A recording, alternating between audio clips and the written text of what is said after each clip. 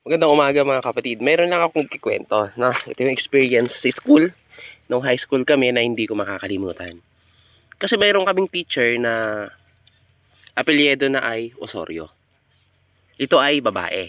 Tapos yung teacher namin mga kapatid ay mayroon siyang kapatid na ang tawag kasi noon ay kapag iisa lang yung mata, ang tawag kasi sa amin noon sa Ilocano ay bulding.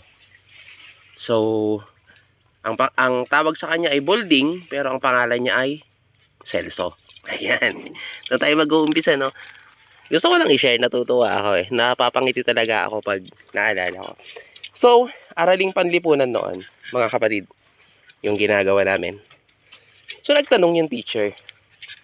Sabi niya, ano ibig sabihin ng CVO? Ayan, CVO. So, itong loko-loko kong isang kaibigan, biglang sinabihan tong medyo hindi nag-review siguro.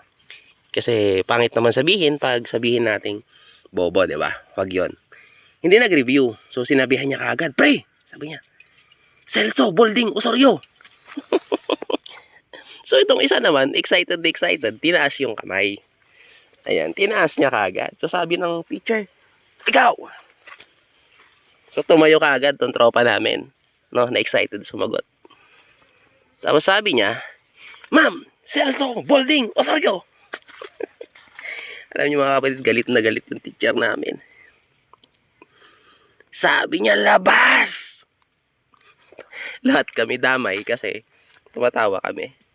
So sa mga hindi nakakaintindi, ulitin ko, yung pangalan kasi yung pangalan ng kapatid niya ay Celso. So Celso is C.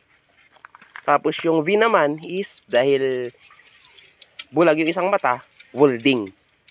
Tapos yung kanyang apelyido, Osorio. So CVO, Celso, Bolding, Osorio. Kaya mag-ingat mga kapatid, no? Mag-review. At huwag masyadong magpapaniwala sa mga loko-loko nating kaibigan. Yan ay kwentong high school, batang 90s.